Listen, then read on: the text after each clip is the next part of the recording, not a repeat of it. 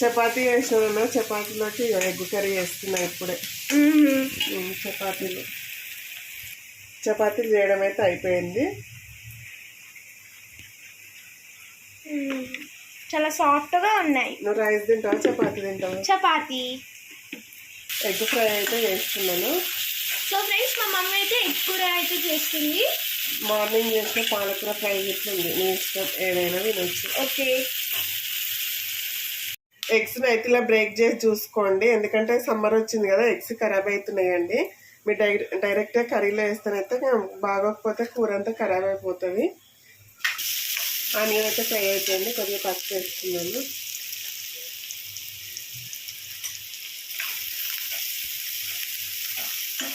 ఇప్పుడు ఎగ్స్ వేసుకున్నాము.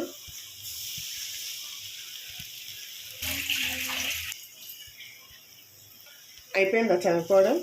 అయిపోయింది మమ్మీ. ఎగ్జామ్స్ అయితే అవుతున్నాయండి పిల్లలకు. మీ పిల్లలకి ఇట్లా ఎగ్జామ్స్ అవుతున్నావా?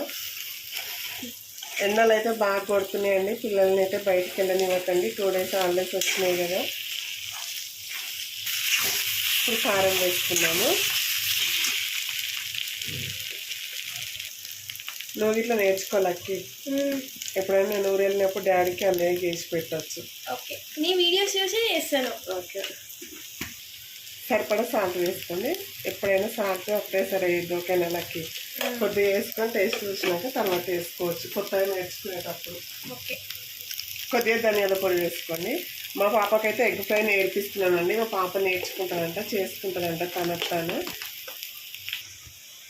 కొద్దిగా జీలకర్ర పొడి వేసుకోండి, బాగుంటుంది ఎగ్ ఫ్రైలో.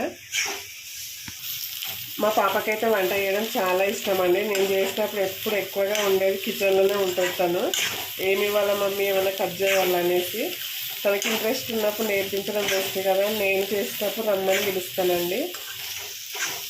ఎగ్ ఫ్రై అయితే రెడీ అయిపోయింది. ఓకే ఫ్రెండ్స్, మా వీడియో కనుక నచ్చినట్టయితే ఒక చిన్న లైక్ చేయండి, షేర్ చేయండి, అలాగే సబ్స్క్రైబ్ చేసుకోండి. ఈరోజు మా నైట్ డిన్నర్కి వచ్చేసి ఎగ్ ఫ్రై చపాతీ.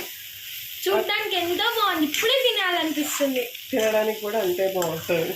సూపర్.